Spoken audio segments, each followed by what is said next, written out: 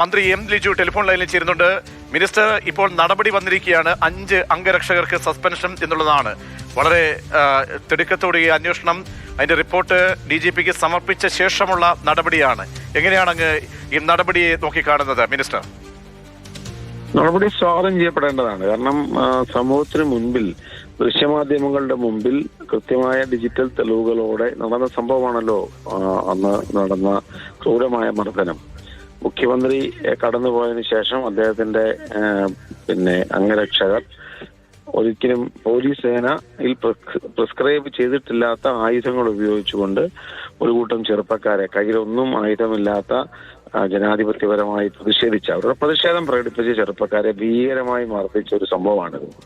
എന്നിട്ട് അന്നത്തെ ഭരണകൂടം അവരുടെ എല്ലാ അധികാരവും ഉപയോഗിച്ചുകൊണ്ട് തെളിവുകളെ സപ്രസ് ചെയ്ത് കണ്ടില്ലെന്ന് നടിച്ച് അതിൽ കുറ്റകൃത്യം നടത്തിയ, തങ്ങളുടെ ഭരണഘടനാപരമായ ജോലി നിർവഹിക്കുന്നതിന് പകരം ഒരു രാഷ്ട്രീയ യജമാനന് ഒരു പിന്തുണ നൽകുന്നത് പോലെ പ്രവർത്തിച്ച ആളുകൾക്ക് സംരക്ഷണം നൽകി. ഇപ്പോൾ അതിൽ പുനരന്വേഷണം നടന്നു. അന്വേഷണ റിപ്പോർട്ടിന്റെ അടിസ്ഥാനത്തിൽ നടപടി ഉണ്ടാകുന്നു. അതൊരു സ്വാഭാവിക നീതിയാണത്.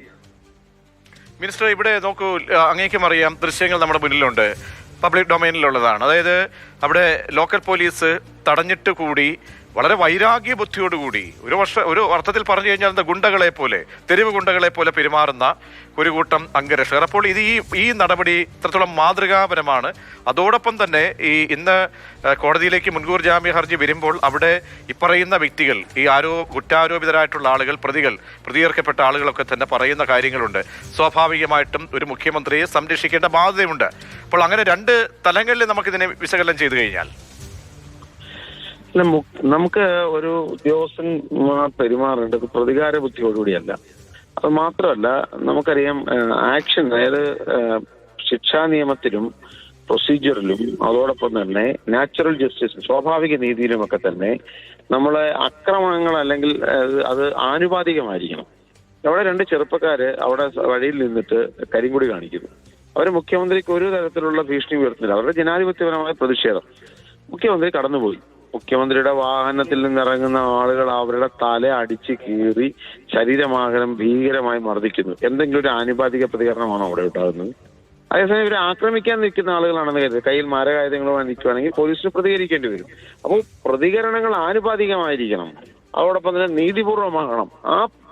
അത് ലംഘിക്കപ്പെട്ടതുകൊണ്ടാണ് സ്വാഭാവികമായും എന്നാണ് എനിക്ക് മനസ്സിലാക്കാൻ സാധിക്കുന്നത്. അപ്പോൾ ഈ തുടർ നടപടികൾ മറ്റെന്തെങ്കിലും പ്രതീക്ഷിക്കാമോ മിനിസ്റ്റർ? എനിക്ക് തീർച്ചയായിട്ടും അത് അന്വേഷണ റിപ്പോർട്ടിന്റെ അടിസ്ഥാനത്തിൽ പോലീസിന്റെ പറയേണ്ട കാര്യമാണ്. കോടതിക്ക് മുമ്പ് വരുന്ന കേസാണ്. കോടതി ജാമ്യം നൽകുമോ എന്നുള്ളത് കണ്ടറിയണം.